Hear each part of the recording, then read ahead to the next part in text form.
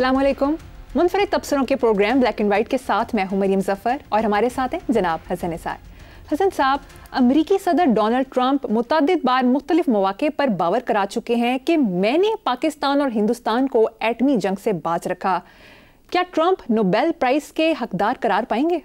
देखो मरियम बेटा, एक किताब है, बल्कि मुझसे ले जाना और उसकी फ़ोटोकॉपी करवा के तुम किताब वापस कर देना। उसका नाम है ग्लोबल ब्लंडर्स। इस दुनिया की तारीख़ में बड़ा बड़ा लतीफ़ा हुआ है, बड़ी बड़ी जहालतें और हिमाकतें एट द हाइस्ट लेवल पे हुई हैं। कमाल किताब है। और इस किताब के मुताबिक, जो बड़ी ऑथेंटिक है, हिटलर भी नोबेल प्राइज़ के लिए नॉमिनेट हुआ था। कैसा है? ये दुनिया है, इसमें सब कुछ। और एटमी जंग से बाज तो पता नहीं रखा है नहीं, लेकिन बात एटमी जंग तक जा सकती थी और किसी वक्त भी जा सकती है, चूँकि दोनों तरफ आग बराबर लगी हुई। आखिरी बात ये है कि ये कहते हैं ना, इन्नमल अमाल बिन्नियात, अमाल का दारोमदार नीयतों पे होता है। तो ट्रंप साहब की इस कंट्रीब्यूशन को तो ना आप झुटला सकते हो, ना मैं, ना इंडियंस, ना कोई और, डेफिनेटली। बाकी इट्स नॉट इम्पॉर्टेंट। ज़िंदगी में कितने लोग हैं जिनसे मैं इश्क की हद तक मोहब्बत करता हूँ, उनको नहीं मिले Nobel prize. To hell with it. आपके उधर रविंद्रनाथ टैगोर साहब को मिल गया, अल्लामा इकबाल साहब को किसी ने पूछा ही नहीं। तो ये बस ठीक है, ये भी एक ग्लोबल किस्म का याद रखना। इसमें भी पॉलिटिक्स है, लेकिन वो तय दर तय, जिसको मेरे और आप जैसे बेचारे जाहिल भी जो हैं वो पकड़ लेते हैं। ये नोबेल प्राइज़ को इतना, मैंने वो हॉल देखा हुआ है जहाँ ये डिस्ट्रीब्यूट होता है या वो दिया जाता है, व्हाटएवर। खैर, एनीवे, इट्स नॉट इम्पॉर्टेंट। अगली खबर। हसन साहब, भारतीय अखबार इंडियन एक्सप्रेस के मुताबिक भारतीय खलाई तहकीकाती इदारे इसरो का नया सैटेलाइट मिशन नाकाम हो गया। क्या भारत के सितारे गर्दिश में हैं? यार, ये सितारे गर्दिश में ही रहते हैं। ये हमारे मुहावरे भी बड़े फ़नी किस्म के होते हैं, लेकिन बहरहाल राफेल इंडियन एयरफोर्स के लिए पोरस का हाथी साबित हुआ है। ठीक है, कई जंगों में हाथियों ने बड़े फैसला कुन रोल अदा किया है। यूँ ही नहीं रखते थे, लेकिन पोरस सिंबल बन गया है ना, तो उसके हाथियों ने उसे ही रौंद दिया। तो नीयतों का अच्छा, और ये रुक नहीं रहा सिलसिला। वैसे मैं खुश नहीं हूँ पर्सनली। मैं, दुनिया का कोई मुल्क ऐसा नहीं है जिसके अवाम और बच्चों से बंदा नफरत करे।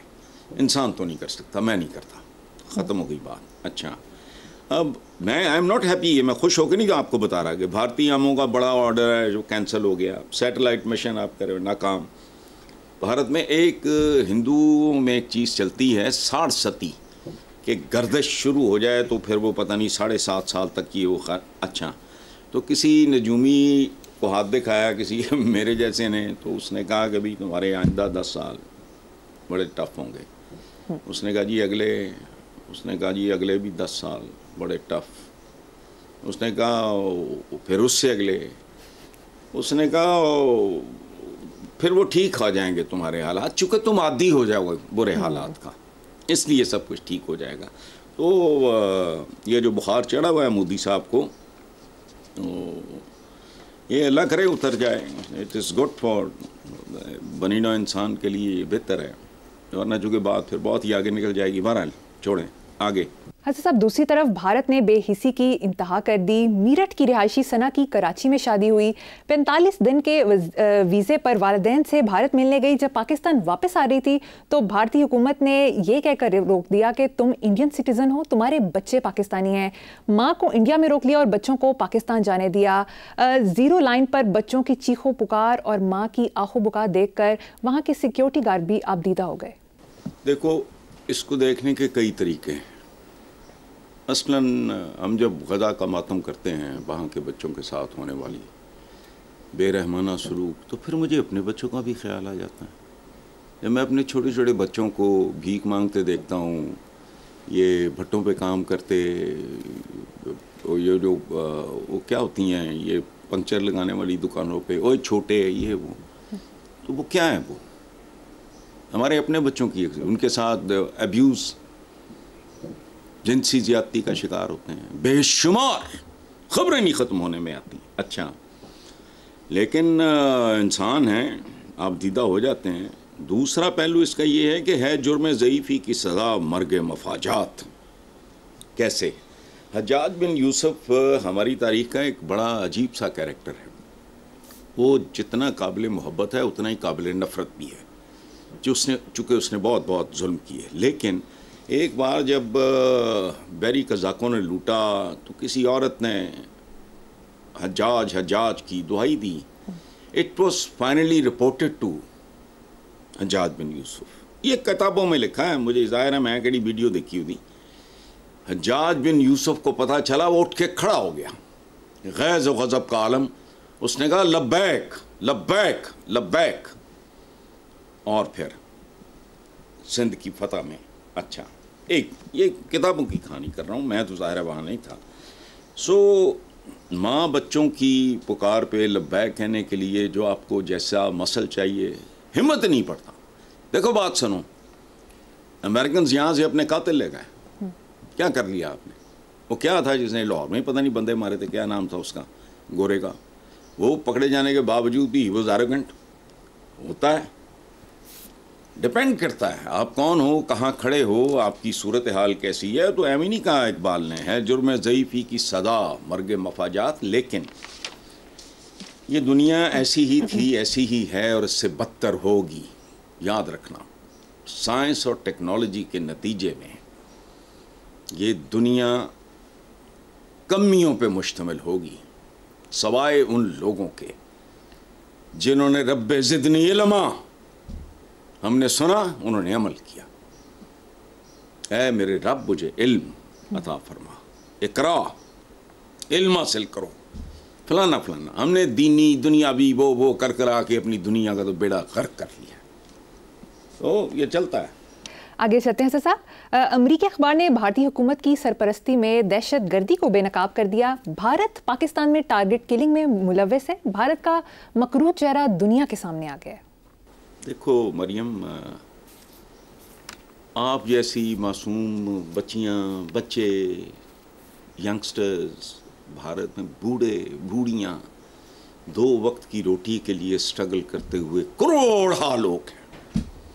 सो ये भारत का चेहरा मकरूह नहीं, जिसे कहते हैं ना कि आप बिल्कुल एक स्वीपिंग स्टेटमेंट दे दो, वहाँ बड़ा बड़ा खूबसूरत बहुत बहुत अच्छा आदमी भी होगा, यकीनन होगा।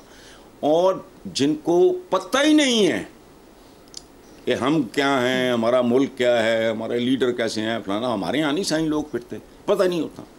रोटी कपड़ा मकान पीछे लग गए, एक और आ गया, मैं यूँ करूँगा मुँह करूँगा, वारदातिया, उसके पीछे लग गए। तो अवाम मासूम होते हैं। ये दुनिया की पूरी तारीख में इनका कोई रोल नहीं होता। सो भारत का चेहरा नहीं, बीजेपी का चेहरा मकरूह है, और वो परमानेंट फीचर नहीं है। मौजूदा भारतीय हुकूमत का चेहरा मकरूह है, जो नफ़रत फरोश है। हुकूमत और हुकूमतें मुस्तकिल नहीं होती, मुस्तकिल किरदार होता है रियासत का। कल इसी हिंदुस्तान पे, इसी भारत पे कोई सेनर एलिमेंट, मुतवाज़न, फलाना ढमकाना, बाकी हल्की फुल्की मौसीकी तो घरों में भी चलती रहती है। तो वो तो कोई ऐसी बात नहीं है, तो हुकूमतें हैं होना। अच्छा, भारतीय अवाम का इसमें कोई रोल नहीं है। उनको बेवकूफ़ बनाया जाता है, उनको वो ब्रेन वॉश किया जाता है। मखसूस पागलों का एक गिरोह है जो बदकिस्मती से भारत पे काबज़ है। अब अजमेर और दिल्ली के मज़ारात और दूसरे मुक़द्दस मकामात, गालिब की कब्र, ये वो सारा, ओ भाई कब्रों पे तुम्हें शर्म ही नहीं आती है? वो भी कब्री, शमशान भी। देखो ना, हम दबा दिए जाते हैं, वो जला दिए जाते हैं। पारसीज़ हैं मेरा ख्याल, वो परिंदों को खिला दिए जाते हैं, और तुम्हारा वही अच्छा। लेकिन नहीं, अल्लाह बेहतर जानता है कब वहाँ इंसानों की, पढ़े लिखे मुतवाज़न लोगों की हुकूमत आ जाए तो सब कुछ नॉर्मल होगा। और सब कुछ नॉर्मल होने से मुराद ये नहीं है कि वो फिर चैन की बांसुरी बजेगी, नहीं। ऊंच नीच तो घरों में होती है, ठीक है, हाँ कोई बात नहीं। बच्चे आपके आपस में लड़ पड़ते हैं, ये क्या बात हुई, रूठ जाते हैं और ये और वो। अच्छा, आगे चलते हैं साहब। गुज़िश्ता दिनों सदर आसिफ अली जरदारी की जानिब से एक ऑर्डिनेंस पास किया गया जिसमें वफाकी वुज़रा की तनख्वाहों में नुमाया इजाफा शामिल है। वफाकी वुज़रा की पहली तनख्वाह 2,18,000 से बढ़कर अब 5,19,000 हो गई है। इन हालात में इनकी तनख्वाहों में इजाफा तो हुआ है तो बहुत अच्छी बात है। देखो ना, कुछ शर्म आनी चाहिए ना अवाम को भी, मुझे भी, आपको भी। अवाम की तनख्वाहें और मजदूरियाँ जो ये दिहाड़ीदार होते हैं पहले ही इतनी ज़बरदस्त हैं, खाते पीते खुशहाल मुतमव्वल अवाम के नुमाइंदों को भी खुशहाल होना चाहिए। वरना अगर कोई थोड़ी सी भी हमीयत गैरत अकल होती तो कहते धुतकार देते कि नहीं, कुछ भी नहीं। और ये इनका तनख्वाहें शनख्वाहें तो बहरहाल मामूली बात है, लेकिन मैंने जो कहा ना वो बिल्कुल ठीक है। अच्छा, दूसरी तरफ की बात है कि वर्ल्ड बैंक ने ख़बरदार किया है कि रवा माली साल में 1 करोड़ पाकिस्तानियों को, ये कम कहा उन्होंने, संगीन ग़ज़ाई तहफ़्फ़ुज़ का ख़तरा है। हमें गज़ा की पड़ी है, यहाँ तो कदम कदम पे गज़े पड़े हैं। अच्छा, महंगाई के बायस हकीकी आमदनी जमूद का शिकार, 2% शरह से बढ़ती आबादी। और मैं कब से पीट रहा हूँ, 33-34 साल पहले जब मैंने ये कॉलम निगारी शुरू किया है तो मेरा पहला कॉलम था आबादी डैश बर्बादी, तब से अब तक। लेकिन तो बढ़ती आबादी मज़ीद 19 लाख अफराद को गुर्बत से दुचार कर सकती है। पावर्टी लाइन पे कितने लोग हैं इसका कोई हिसाब किताब नहीं। सड़कों में निकलो सब समझ आ जाती है। और बात सुनो, जो तुम्हें खाते पीते या जिंदा नज़र आ रहे हैं वो मरे हुए लोग हैं, ये जिंदा लाशें हैं। एक काम करना मरियम, फुटपाथ पे, आजकल गर्मी बहुत है, ज़रा मौसम बेहतर होता है, चुप करके खड़े हो जाओ आधा पौना घंटा, सिर्फ एक काम करना। चिंचियों पे जो जा रहे होते हैं उनके ड्राइवर्स, उन्हें बंदे तुन्ने उन्हें ने भूख के लिए, वो आगे बिल्कुल टैंक पे बैठ के चला रहा होता है, उसके चेहरे पे वीरानी, एक्सप्रेशनलेस। सवारियाँ आधे मुंह खुले होते हैं, नज़रें आसमान की तरफ होती हैं, और 1 लीटर बचाने के लिए वो कई कई जिंदगियों के साथ खेल जाता है 1 लीटर बचाने के लिए। सो छोड़ो इस भूगोल तक कुछ ना बोल। Very unfortunate. हज़रत साहब, दूसरी तरफ मीडिया रिपोर्ट्स के मुताबिक हुकूमत का IMF से सुपर टैक्स, रियल स्टेट और तनख्वाहदार तबके को रिलीफ देने का मुतालबा, जबकि IMF ने सूबों के अखराजात कम करने, आमदन बढ़ाने, ज़राई इनकम टैक्स वसूली के लिए इक़दाम का कह दिया है। अब हुकूमत क्या करेगी, रिलीफ देगी या नहीं?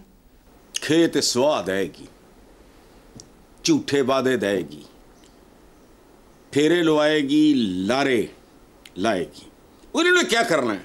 और वो कह रहे हैं, देखो बात सुनो, हम मुसलमान क्लेम होना करते हैं, खुदा की कसम 15% इस्लाम प्रैक्टिस करो तुम, ये मुल्क जन्नत बन जाए। अब ज़रा इनकम टैक्स क्या है भाई? हिंदुस्तान ने जागीरदारी ख़त्म कर दी, भुट्टो ने भी ये ड्रामा किया। मैं फेडरल गवर्नमेंट का हिस्सा था उस वक्त, प्रोविंशियल कोऑर्डिनेशन में पब्लिकेशंस का हेड था मैं। सरदारी निज़ाम सूली पे मेरे जैसे चवल ने भी सुर्खी लगा दी।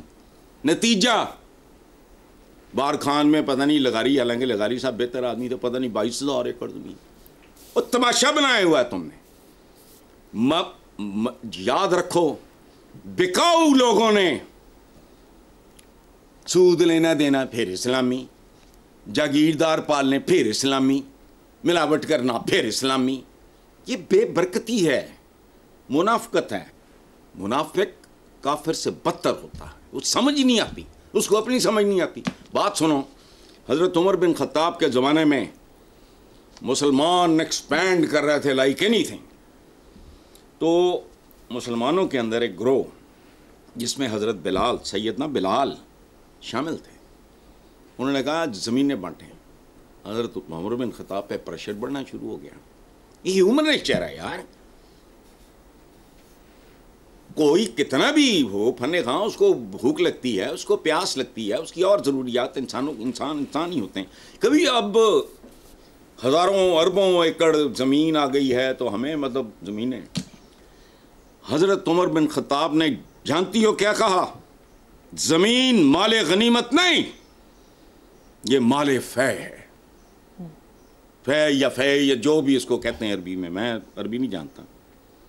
ये माले गनीमत नहीं, प्रेशर बड़ा। आप गए हजरत अली के पास, वो कंधे से कंधा मिला के हजरत उमर बिन खत्ताब के सामने खड़े हो गए और इस काम पे, इस बात पे, इस मुतालबे पे अमल से इनकार कर दिया। ये कह रहे हैं जरे इनकम टैक्स, तुम्हारे यहां तो इजाजत नहीं जागीरदारी की, ये टैक्स भी नहीं। उसकी वजह है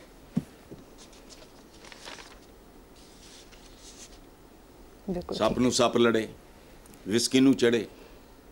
ये अवाम शवाम में मैं, इन्होंने सिर्फ हुकूमतों के लिए रखे हुए हैं। यकीन करो, ये पाकिस्तान के 25 करोड़ अवाम हुकूमत करने के लिए बंदा चाहिए ना, सड़कों पे करनी है। ये इसलिए रखे हुए हैं कि इनसे वोट इन्होंने या बटोरने होते हैं या छीनने होते हैं, या चक्कर दे के ले लो। फ्रॉडिया जिहड़ा डबल शाह, वो चक्कर दे के ले लेंदा है, डाकू वैसे लुट लेंदा है। बस सीधी जी गल है। तो ये क्या कह रहे हैं वो, पाकिस्तान का इक्तिसादी निज़ाम क्या होना चाहिए? हुजूर का एक जुमला, जब कुछ लोगों के पास ज़रूरतों से बहुत ज़्यादा इकट्ठा हो जाए, याद रखना, तो समझ लो कि बेशुमार लोग बुनियादी ज़रूरतों से महरूम हो गए। ये है कहते इस्लाम का इक्तिसादी निज़ाम नहीं है। ये इक्तिसादी निज़ाम नहीं, ये एक लाइन में बयान हुआ को खुदा का खौफ करो। हुजूर जाया करते थे जन्नतुल बकी में, तो देखा उन्होंने कि एक साहबी ने अपना मकान बहुत ऊँचा कर, उन्होंने जाना बंद कर दिया, कुछ नहीं कहा कुछ नहीं। ओ कुछ चंद हफ्तों के बाद उसने कहा हुजूर आपने रास्ता बदल लिया। उन्होंने कहा हाँ यार, मैं अजीब सा मुझे लगा भाई, तूने 2 मंजिला 6 मंजिला बना लिया, ज़रूरत तेरी इतनी है नहीं। या तो ज़रूरत हो, बच्चे हों को 30-40 तो ठीक है, you only want to stand out, तो भाई तुम चाहो तो करो, इसमें कोई ये कुफ्र तो नहीं है। बस मुझे अच्छा नहीं लगा, मैंने रास्ता छोड़ दिया, वो तुम्हारा इख्तियार था। ये वो बात सुनो, दाएं हाथ से दो, बाएं को पता ना चले। इथे लोगों के मेदे चीर के उनमें से पैसे निकाल के उन्हीं के खिलाफ इश्तिहारबाजी करते हैं, ये दे दिया, वो दे दिए, लैपटॉप दे दिए। बात सुनो, नीयतें खोटी, ये बरकती सामने, ऐश करो। इस्लाम का इक्तिसादी निज़ाम, ओ खुदा का खौफ करो। इस्लाम का इक्तिसादी निज़ाम 4 लफ्ज़ों में बयान हो जाता है। कहते क्या हैं, दाएं हाथ से दो, बाएं को पता नहीं चलिए, इतने इश्तिहार छप दे, पूरा सप्लीमेंट कर रहे हो। पैसा किन्ना दा हुंदा? स्टेट का। स्टेट किनकी है? अवाम की। नंबर किन्ने टंगड़े इन्होंने, बदनीयत। अगली खबर पे चलते हैं सर साहब। सरगोदा में खेल के दौरान गंदम के परोले में दम घुटने से 6 बच्चियां जाँ बहक। चक नंबर 12 जना कॉलोनी में मेहनतकश यासिर अली के घर वाले गंदम का परोला साफ करके घर से बाहर गए थे। पहले तो एक बात सुनो, कुछ अर्सा पहले मैंने खबर पढ़ी थी, एक आदमी जिसके बच्चे 2 दिन से भूखे थे, वो गंदम चोरी के लिए किसी गोदाम में घुसा। बदनसीब को, भूखे को पता नहीं था, उसने औखे सौखे होके कोई 1 आध बोरी निकाली जहाँ तक उसका हाथ गया, बाकी बोरियां उसके ऊपर गिर गई, उसकी गर्दन टूट गई। एक मिसरा है, शायर का नाम मुझे याद नहीं, रोटी बंदा खा जाती है। हम जैसे मुआशरों में बंदा रोटी कम खाता है, रोटी बंदे को ज़्यादा खाती है। ये जो हराम खा रहे होते हैं, जहन्नुम के लिए तैयार हो रहे होते हैं, लूट मार कर रहे होते हैं, प्रोटोकॉल ये बहुत सारा, एक ढीला नाजायज़ खर्च कर रहा है, रोटी बंदा खा जाती है। कई तरीके हैं, ये भी लालच जो ज़रूरत से ज़्यादा होता है। अच्छा, हम इससे भी आगे निकल गए हैं। अब बढ़ोलों दे विच भी अगर बंदों को वो भी खाने लग गए हैं, बंदे बढ़ोले किसी भी चक्कर से हों, इन मासूम बच्चियों को भी शहीद समझो और इनको सितारा-ए गुरबत से नवा दो, क्योंकि लभदा लुभदा भी होगा माड़ा मोटा कैश कूश, मैंने नहीं पता। चलो हसन साहब, मुझे यहाँ पर एक ब्रेक लेनी है, देखते रहिए black and white. Welcome back. Hasan साहब, चंद रोज कबल लाहौर में तेज रफ्तार गाड़ी नहर में जा गिरी, 3 जवान साला बच्चे मौके पर जाँ बहक हो गए। इसी तरह वन व्हीलिंग और मसरूफ तरीन शाहराहों पर करतब दिखाने वाले मोटरसाइकिल सवारों की हौलनाक हादसात में वाक़ भी जारी हैं। मोटरवेज पर भी जानलेवा हादसात का सिलसिला जारी है। ये तरबियत का मसला है या कोई जुनून है? ये मिला जुला है, तरबियत का भी मसला है। मसलन मैंने बेटे को गाड़ी गिफ्ट की व्हेन ही वाज 18, मैं हातम की बात कर रहा हूँ। साल मेरे पास टाइम ही नहीं था कि मैं इसको बनवा के देता, वो लाइसेंस वगैरह वहाँ जाना पड़ता है। वो छेड़ा करता था मुझे कि बाबा कैसी चली मेरी गाड़ी। मैंने कहा ठीक चली, बन गया। तो मैंने से कहा, मैंने कहा ज़िंदगी में याद रखना, तुम मेरे लिए कीमती हो और सड़क पे चलने वाला हर बच्चा अपने बाप के लिए उतना ही कीमती है जितने तुम मेरे लिए। तरबियत आपने कहा बिल्कुल ठीक, ना तालीम है, ना तरबियत है, ना डिसिप्लिन है। कब से चीख रहा हूँ, लेकिन हमने माली दा कम पानी लाना पर मशकां लावे, मालिक दा कम फल फूल आना लावे या ना लावे, टू हेल्प विद इट। कब से चीख रहा हूँ, सिर्फ इस मुल्क में अगर डिसिप्लिन ले आओ ट्रैफिक में, लोगों के रवैये बदलने शुरू हो जाएंगे। लेकिन ये मोटे दिमाग हैं, इन्हें बारीक बातों की समझ नहीं आती। अच्छा, ये जो बात आप कर रहे हो ये रोज़ की है, रोज़ की। मैं नहर से ही आता जाता हूँ, अगर निकलूँ घर से बाहर, एक बार भी ऐसा नहीं हुआ मैंने जब चंद बच्चों को ये पता नहीं वन व्हीलिंग क्या कहते हैं उसको करते नहीं देखा। बच्चे, माँ बाप उतने ही बड़े खबीस हैं। जो बच्चा अभी पूरी तरह बालिग नहीं हुआ, लाइसेंस भी नहीं है, आप उसको गाड़ी दे देते हो, घटियापन है। ये कहते हैं नीचा दी यशनाई कोलों फैस किसी ना पाया। देखो अब हमारा जो है ना IG motorways DA Nasir, grade 22 का ऑफिसर, बहुत वेल रिप्यूटेड प्रोफेशनल बावकार पुलिस ऑफिसर है। बहुत कमाल की आपने बात की है, मैंने पता नहीं कल या परसों 1-2 दिन पहले ही पढ़ा है। और जो पुलिसिंग है दुनिया की, कोर्सेज वोर्सेज की बहुत, और दर्द दिल, असल बात ये ईवल जीनियस को किसको कहते हैं, ज़हीन तो वो भी बहुत होता है। असल बात यह है कि बंदा बावकार भी हो और उसके दिमाग में ख्याल भी पॉजिटिव आते हों और दिल में दर्द भी हो। 3-4 चीज़ें 5 चीज़ें हैं जो मैं आपको बताता हूँ। हमारे व्यूअर्स में वालिदैन से मेरी दस्तबस्ता अपील है कि प्लीज़ आप इस पे गौर करें, अपने बच्चों को ये बताएं। 3-4 चीज़ें देखें, इन्हें आम करना हम सब की जिम्मेदारी है। हमारा नौजवान गौर से सुने, अगर कोई वालिदैन देख रहे हैं वो अपने बच्चों को बताएं। और अगर बेटा तुम हमारे लिए कीमती हो तो बाकियों के बच्चे उनके माँ बाप के लिए कीमती हैं, और ये पूरे मुल्क का एक वर्सा होता है। अच्छा, नई नस्ल। नंबर 1, दौरान सफ़र मोबाइल फ़ोन इस्तेमाल ना करें प्लीज़। ये कल तक तो थे ही नहीं है, तुम्हें तो घरों के फ़ोन नहीं मिलते थे। ये टेलीफोन का ये जो घर का होता है, इसके लिए इन्फ्लुएंशियल लोगों को मिलते थे। अच्छा, अपनी लेन का ख्याल रखें, गैर ज़रूरी तौर पे लेन बग़ैर इंडिकेटर के तब्दील ना करें। बारिश हो रही हो तो स्पीड कम करें, चूँकि डस्टी सा मुल्क है ये हमारा, डस्ट होती है, उस पर चंद छींटे भी पड़े तो वो ज़्यादा ख़तरनाक होते हैं। बल्कि मूसलाधार बारिश के और नुकसानात हैं, कम बारिश के और अच्छा, मोटरवे पे एंटर होने से पहले अपने टायर्स की फिटनेस को यकीनी बनाएं। नसीब ना हरे हुए हों, एहतियात तो करो। हद से तजावुज़ करना, हद रफ्तार से जानलेवा हादसा। और मसलसल और नॉन स्टॉप ड्राइविंग, वो से ध्यान भटकने लगता है, कंसंट्रेशन आपकी जो है वो थकने लगती है, ऊँग का भी इस्तेमाल होता है।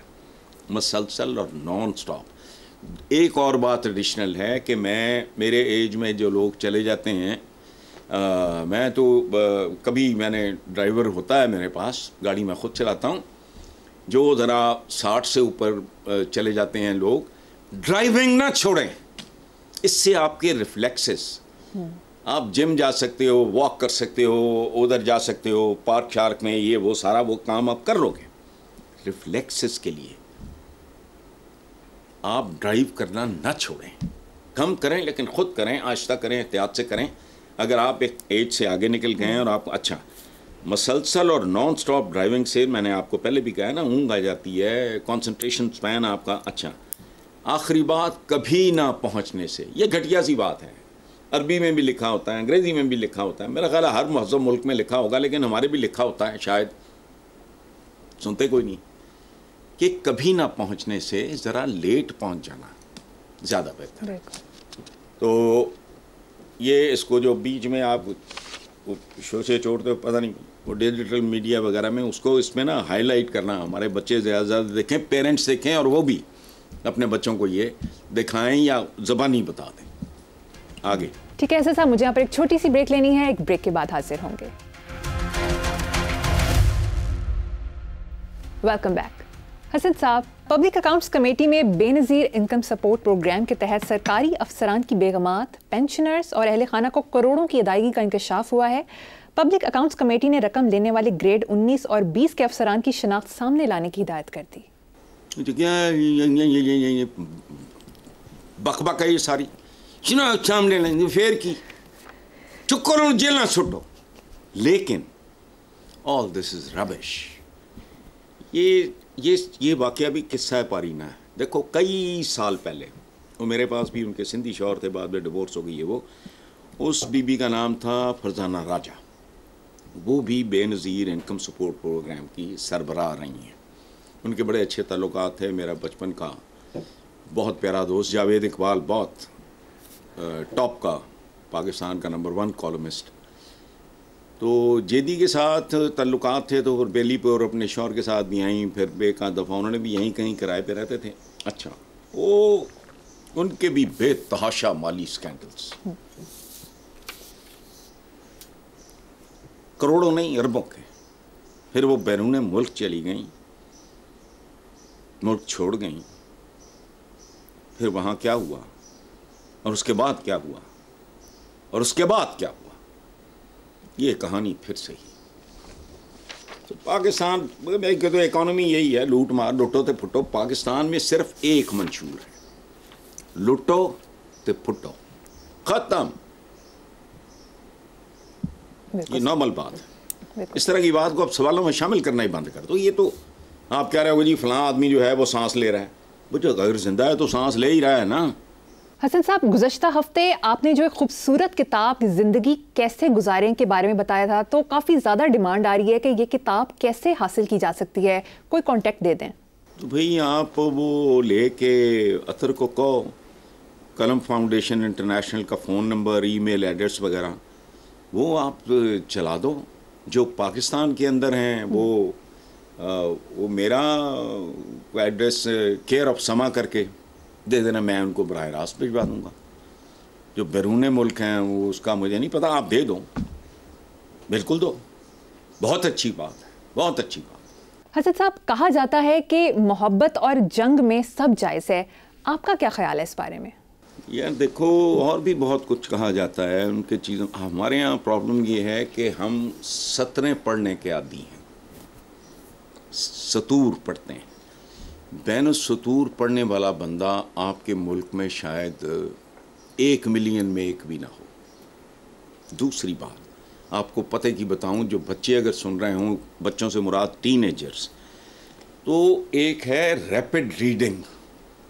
ये मैं वैसे आपके सवाल के जो मुझे ध्यान आ गया, हमें बचपन से ट्रेन किया जाता है, तरबियत दी जाती है कि जब हम पढ़ते हैं, कहते हैं मोहब्बत और जंग में सब जायज़ है, एक एक लफ्ज़ पढ़ने की। अगर आप थोड़ी सी प्रैक्टिस करो चंद महीनों की, तो जितनी देर में आप एक लफ्ज़ पढ़ते हो आप पूरी सतर पढ़ सकते हैं। ये दो मुख्तलिफ पढ़ते हैं जिन लोगों को शौक़ हो, लेकिन उनमें 2 चीज़ें, बैनुस्सतूर पढ़ना कि राइटर असल में कहना क्या चाह रहा है, ये बहुत ज़रूरी है। अच्छा, दूसरी बात ये है कि आपका अगर रैपिड रीडिंग आपने किया हो, मेरे पास एक दफ़ा एक साहब आए, बेलीपुर की बात है, अपनी वो शायरी की किताब का दिबाचा वगैरह लिखने के लिए, वो बातें होती रही, चाय शाय पीते रहे, मैं साथ सफ़े उलटता रहा। तो उसके बाद मैंने मुसवदा वापस कर दिया। मैंने कहा यार 1-2 दिन में आके ले जाना। तो उन्होंने कहा जी तुसी तो मुसवदा पढ़े ही नहीं। मैंने उसको 10-20 उसके शेर सुना दिए। मैंने कहा मैं बरक उलट के कागज़ की क्वालिटी नहीं चेक कर रहा था, किताब नहीं थी, मुसवदा था। तो ही वॉज शॉक्ड। मैंने उसको भी समझाया, मैंने कहा यार ये किताब शायरी की किताब है, बारीक स्क्रिप्ट पढ़ना मुश्किल होता है, शायरी तो मोटा मोटा लिखा। खैर एनीवे, ये जो आपने पूछा है मोहब्बत और जंग में सब जायज़ है, तो मुझे एक बात बताओ, क्या मोहब्बत में महबूबा का अगवा और ज़्यादती जायज़ है? मतलब वो आपको पसंद नहीं करती, आपकी मोहब्बत 100% है, उसकी 1% भी नहीं है, क्या करोगे? अच्छा, और जंग में गज़ा की तरह बच्चों का कत्लेआम भी जायज़ है? तो जायज़ है नाजायज़ है नहीं, अपने दिल से पूछो। अगर दिल काला नहीं है बता देगा तुम्हें जायज़ है नाजायज़ है। बाज़ औक़ात देखने वालों को जो नाजायज़ लग रहा होता है वो जायज़ होता है, चूँकि आपने अपने ज़मीर के मुताबिक सोचना है, उसके मुताबिक एक्ट और बिहेव करना है। चूँकि जिसके हुजूर फाइनली पेश होना है उससे बेहतर कोई नहीं जानता कि आपकी किस हरकत के पीछे आपका मोटिव क्या था। 12 ठीक है हसन साहब, फेडरल बोर्ड ऑफ रेवेन्यू ने पोर्ट पर कार्रवाई करते हुए गधों की खालों की स्मगलिंग नाकाम बना दी। चेकिंग के दौरान पार्सल में से गधों की 14,000 खालें निकली। तर्जुमान FBI का बताना है कि एक्सपोर्ट पॉलिसी के तहत गधे की खाल की बरामद पर पाबंदी आयद है। यार बड़ी दिलचस्प बात है, मैं मिस कर रहा हूँ। इसका मतलब है कि मैं तो गधा भी नहीं हूँ, मेरी खाल तो मेरे जिस्म पे है। अच्छा, आपको पता है, आप कई बार घर आए हो मेरी, आप तो पार्ट ऑफ माई फैमिली, मेरे पास खालों का काफ़ी लंबा चौड़ा ज़ख़ीरा है मुख्तलिफ़ किस्म की। लेकिन गधे की खाल का ऑनेस्टली मैंने कभी ज़िंदगी में सोचा भी नहीं था, कभी ख्याल भी नहीं आया कि गधे की भी खाल हो सकती है। इसका इस्तेमाल क्या है मैं नहीं जानता। लेकिन जिस मुल्क में आवाम की, जिंदा आवाम की खालों का कारोबार अरूज पे हो, अभी जो आपने बताया बेनज़ीर इनकम सपोर्ट प्रोग्राम, वो इसी की झलकी है। जहाँ जिंदा लोगों की खालों का कारोबार अरूज पे हो, वहाँ गधों की खालें किस खाते में। लेकिन ये ब्यूरोक्रेसी, ये सियासतदान, ये वो, ये पता नहीं किस नस्ल के परिंदे हैं या जो भी हैं, अल्लाह ही हाफ़िज़ हैं। लेकिन I find it very interesting. मेरे पास ज़ीब्रा की और शेर की, चीते की, इस तरह की मेरे पास काफ़ी खालें हैं। लेकिन गधे की खाल का मुझे ज़िंदगी में कभी ख्याल नहीं आया। पता करते हैं बल्कि कि इससे जूते बनते हैं, क्या होता है, और अगर अच्छी लगती है तो हम भी कोई अपने किसी खालाजात की, फूफीजात की खाल जो है हम भी घर में रख लें। जी बहुत खूब हसन साहब, प्रोग्राम का वक्त खत्म हो गया है। इसी नोट पर अपने व्यूअर्स से इजाज़त चाहेंगे। आपसे मुलाकात होगी इंशाल्लाह नेक्स्ट वीक। अल्लाह हाफिज़।